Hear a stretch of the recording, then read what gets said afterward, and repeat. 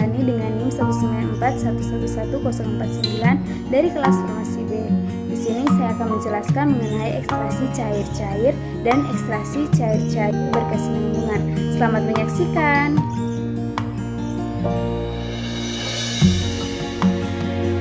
Di sini saya akan menjelaskan terlebih dahulu pengertian dari ekstraksi pelarut atau sering disebut juga ekstraksi air. Ini merupakan metode pemisahan atau pengambilan zat terlarut dalam larutan atau biasanya dalam air dengan menggunakan pelarut lain atau biasanya organik. Jadi pelarut organik ini contohnya seperti alkohol, eter, estel, etil, asetat, keton dan sebagainya. Jadi ekstraksi pelarut ini menyangkut distribusi suatu zat terlarut atau solut di antara dua fase cair yang tidak saling bercampur. Kemudian berdasarkan bentuk campuran yang diekstraksi, suatu ekstraksi dibedakan menjadi yang pertama ada ekstraksi pada cair. Ini merupakan zat yang diekstraksi terdapat di dalam campuran yang berbentuk padatan. Ekstraksi jenis ini banyak dilakukan di dalam usaha mengisolasi zat berkhasiat yang terkandung di dalam bahan alam seperti steroid, hormon, antibiotika, dan lipida pada biji-bijian. Yang kedua ada ekstraksi cair-cair. Ekstraksi cair-cair ini zat yang diekstraksi terdapat di dalam campuran yang berbentuk cair. Ekstraksi cair-cair sering juga disebut ekstraksi pelarut, banyak dilakukan untuk memisahkan zat seperti ion atau logam-logam tertentu dalam larutan air. Selanjutnya di sini kita masuk dalam pengertian ekstraksi cair-cair. Ini adalah pemisahan yang digunakan untuk mendapatkan senyawa dalam campuran fase cair dengan pelarut cair. Ekstraksi cair-cair dalam dunia farmasi ini sama dengan kromatografi cair-cair.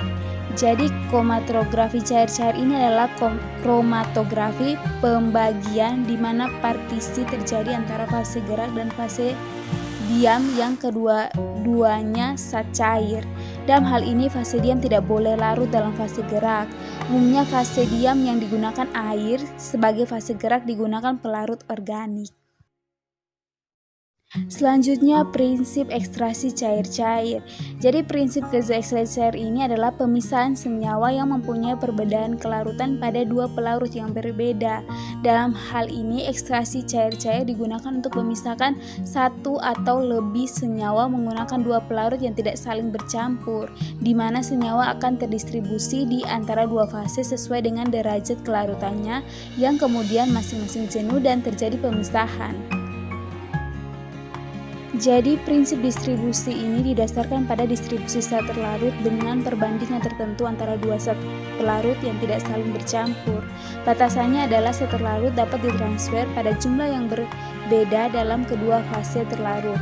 Teknik ini dapat digunakan untuk kegunaan preparatif, pemurnian, pemisahan serta analisis pada semua kerja. Dapat dilihat pada slide ini adalah gambar corong berisi dua pelarut berbeda yang menunjukkan adanya dua lapisan. Kemudian keuntungan dan kerugian dari ekstraksi cair-cair. Keuntungannya yang pertama, pelarut yang sedikit akan dapat diperoleh substansi yang relatif banyak. Yang kedua, peralatannya sederhana. Dan yang ketiga, pemisahannya cepat dan selektif. Sedangkan kerugiannya yang pertama, tidak dapat menggunakan zat yang termolabil karena akan mengubah bentuk kimia sehingga koefisien distribusi dan efektivitas pelarut pun berubah. Dan yang kedua, dapat membentuk emulsi pada saat pengocokan sehingga tidak akan jelas pemisahannya. Kemudian sistem penggunaan dalam ekstraksi cair-cair ini terdapat dua macam sistem. Yang pertama, kromatografi fase normal. Itu ada fase gerak yaitu nonpolar, dia contohnya heksana, isopropil, eter. Fase diam itu sangat polar, contohnya air.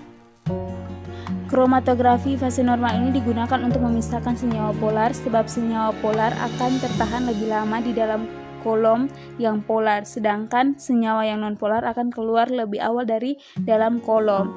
Kemudian yang kedua ada kromatografi fase terbalik. Fase geraknya itu contohnya polar.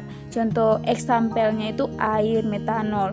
Kemudian fase diam itu nonpolar. Eksampelnya itu hidrokarbon oktadekana. Jadi ini digunakan untuk memisahkan senyawa-senyawa nonpolar. Kemudian ada contoh dari prosedur kerja ekstraksi cair-cair. Yang pertama, ekstraksi kental yang diperoleh dilarutkan dengan etanol secukupnya, kemudian dilarutkan dengan pelarut enheksana dan dimasukkan dalam corong pisah. Yang kedua, ekstra yang tidak larut ke dalam air maupun campuran metanol air. Yang ketiga, proses ekstraksi selanjutnya menggunakan teknik partisi, yaitu mengekstraksi suspensi ekstrak metanol air dengan pelarut enheksana menggunakan corong pisah yang diletakkan pada sebuah statif untuk memudahkan terjadinya pemisahan. Yang keempat, partisi dilakukan berulang kali sehingga diperoleh ekstrak enheksana, dan setelah diuapkan pelarutnya diperoleh ekstrak kental. Yang kelima, sisa ekstrak metanol air diuapkan sampai semua metanol habis menguap.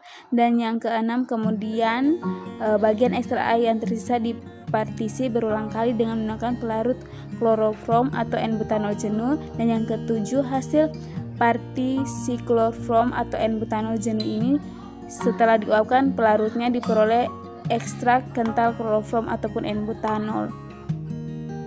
Dapat dilihat ini adalah contoh dari ekstraksi cair-cair dan gambar alat yang digunakan, yaitu corong pisah. Kemudian masuk dalam produk kerja berkesinambungan ini, ekstrak cair dengan masih jenis pelarut dengan ekstraksi lebih besar daripada masih jenis cair bahan atau air menggunakan ekstraktor Wehrle. Yang pertama, rangkaian peralatan ekstraktor Wehrle. Yang kedua, sebagian pelarut dengan ekstraksi dituang ke dalam ekstraktor sampai ada yang masuk ke dalam pipa pengalir ekstrak. Yang ketiga, bahan yang akan diekstrak dituangkan sedikit demi sedikit ke dalam ekstraktor dengan memperhatikan tetap adanya pelarut dalam ekstraktor.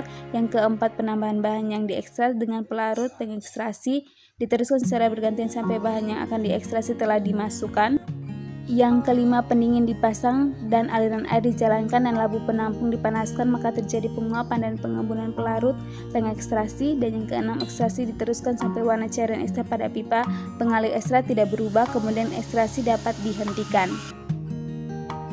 Demikian penjelasan materi tentang ekstraksi cair-cair dan ekstraksi cair-cair berkesinambungan dari saya. Mohon maaf jika ada kesalahan. Terima kasih.